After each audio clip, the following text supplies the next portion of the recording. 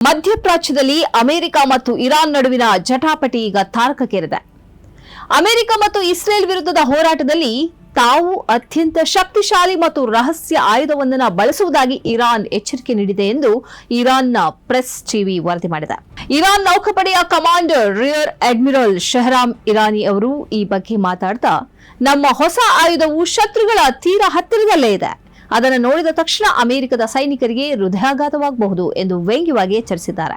America ತನ್ನ ಮೇಲೆ ಹೇರಿರುವ ನಿರ್ಬಂಧಗಳನ್ನು ತೆಗೆಯದ ಹೊರತು ತಾವು ಮಣಿಯುವುದಿಲ್ಲ ಎಂಬ ಸಂದೇಶವನ್ನ ಇರಾನ್ ನೀಡಿದೆ. ವಿಶ್ವದ ಒಟ್ಟು ಕಚ್ಚಾ ತೈಲ ರಫ್ತಿನ 20% ಭಾಗ ಸಾಗುವ ಪ್ರಮುಖ ಸಮುದ್ರ ಮಾರ್ಗವಾದ ಹಾರ್ಮುಜ್ ಜಲಸಂಧಿಯನ್ನ ಇರಾನ್ ಸದ್ಯ ಮುಚ್ಚಿದೆ. ನಮ್ಮ ಶಾಂತಿ ಪ್ರಸ್ತಾಪವನ್ನ ಒಪ್ಪಿ ನಿರ್ಬಂಧಗಳನ್ನು ತೆಗೆದರೆ ಮಾತ್ರ ಈ ಮಾರ್ಗವನ್ನ ತೆರೆಯುತ್ತೇವೆ ಎಂಬುದು ಇರಾನ್ ವಾದ. ಆದರೆ ಅಮೆರಿಕ ಅಧ್ಯಕ್ಷ ಡೊನಾಲ್ಡ್ ಟ್ರಂಪ್ ಈ ಪ್ರಸ್ತಾಪವನ್ನು ನೇರವಾಗಿ ತಿರಸ್ಕರಿಸಿದ್ದಾರೆ. ಇರಾನ್ ಈ ಹಾದಿಯನ್ನ ಬಂದ್ ಮಾಡಿರುವುದರಿಂದ ಜಾಗತಿಕ ಮಾರುಕಟ್ಟೆಯಲ್ಲಿ ಕಚ್ಚಾ ತೈಲ ಬೆಲೆ ಬ್ಯಾರೆಲ್ಗೆ $120 ದಾಟಿದೆ.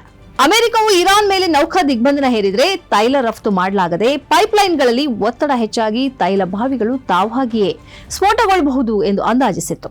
ಆದರೆ ದಿಗ್ಬಂಧನ ವಿಧಿಸಿ 3 ದಿನಗಳಾದರೂ ಒಂದೇ ಒಂದು ತೈಲ ಬಾವಿಗೆ ಹಾನಿ ಆಗಿಲ್ಲ ಎಂದು ಹೇಳುವ ಮೂಲಕ ಇರಾನ್ ಸಂಸತ್ತಿನ ಸ್ಪೀಕರ್ ಮೊಹಮ್ಮದ್ ಬಕೀರ್ ಖಲೀಫ್ಬಾಫ್ ಅಮೆರಿಕದ ತಂತ್ರವನ್ನು ಅಣಕಿಸಿದೆ. ತಮ್ಮ ತೈಲ ಕೇಂದ್ರಗಳು ಸುಸ್ಥಿತಿಯಲ್ಲಿವೆ ಎಂದು ಸಾಬೀತುಪಡಿಸಲು ಮುಂದಿನ 30 ದಿನಗಳ ಕಾಲ ತೈಲ ಬಾವಿಗಳ ನೇರ ದೃಶ್ಯಗಳನ್ನು ಲೈವ್ ಸ್ಟ್ರೀಮ್ ಜಗತ್ತಿಗೆ ತೋರಿಸಲು ನಾವು ಸಿದ್ಧ ಎಂದು ಅವರು ಸವಾಲು ಹಾಕಿದ್ದಾರೆ. ಈಗಾಗಲೇ ಅಮೆರಿಕ ವಿಮಾನ ವಾಹನ ನೌಕೆ ಅಬ್ರಹಾಂ ಲಿಂಕನ್ ಮೇಲೆ ಇರಾನ್ 7 ಬಾರಿ ಕ್ಷಿಪಣಿ ದಾಳಿ ನಡೆಸಿರುವುದಾಗಿ ಹೇಳಿಕೊಂಡಿದೆ. ಯುದ್ಧ ಆರಂಭವಾದಾಗಿನಿಂದ ಅಮೆರಿಕ ಮತ್ತು ಇಸ್ರೇಲ್ ಗುರಿಗಳ ಮೇಲೆ ಸುಮಾರು 100 ಬಾರಿ ಪ್ರತಿದಾಳಿ ನಡೆಸಿರುವುದಾಗಿ ಇರಾನ್ ತಿಳಿಸಿದೆ. ಸಮುದ್ರ ಮಾರ್ಗದಲ್ಲಿ ಅಮೆರಿಕದ ಹಸ್ತಕ್ಷೇಪವನ್ನ ಇರಾನ್ ಕಡಲ್ಗಳ್ಳತನ ಅಂತ ಕರೆದಿದ್ದು, ಅಮೆರಿಕವು ಸೋಮಾಲಿ ಕಡಲ್ಗಳ್ಳರಿಗಿಂತಲೂ ಕೆಟ್ಟದಾಗಿ ವರ್ತಿಸುತ್ತಿದೆ ಅಂತ ಆರೋಪಿಸಿದೆ. ಫೆಬ್ರವರಿ 28ರಿಂದ ಶುರುವಾದ ಈ ಸಂಘರ್ಷ ದಿನದಿಂದ ದಿನಕ್ಕೆ ಕಾವೇರ್ತಾ ಇದೆ. ಶಾಂತಿ ಮಾತುಕತೆಗಳು ಹಳಿತಪ್ತಾ ಇರೋದು ಮಧ್ಯಪ್ರಾಚ್ಯದಲ್ಲಿ ಆತಂಕದ ವಾತಾವರಣವನ್ನು ಸೃಷ್ಟಿಸಿದೆ. ಸದ್ಯದ ಮಟ್ಟಿಗೆ ಇರಾನ್ ತನ್ನ ತೈಲ ಬಾವಿಗಳು ಸುರಕ್ಷಿತವಾಗಿವೆ ಮತ್ತು ಯಾವುದೇ ನಿರ್ಬಂಧಗಳು ತಮ್ಮನ್ನ ಮಣಿಸಲು ಸಾಧ್ಯವಿಲ್ಲ ಎಂದು ಹೇಳಿಕೊಳ್ತಾ ಇದೆ.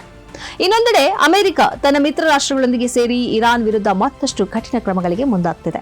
ಈ ಜಟಾಪಟಿಯು ವಿಶ್ವಸಂಸ್ಥೆ ಅಥವಾ ಇತರ ಅಂತಾರಾಷ್ಟ್ರೀಯ ವೇದಿಕೆಗಳಲ್ಲಿ ಹೇಗೆ ಅಂತ್ಯಗೊಳ್ಳುತ್ತದೆ ಎಂಬುದು ಕಾದು ನೋಡಬೇಕಾದ ವಿಚಾರ.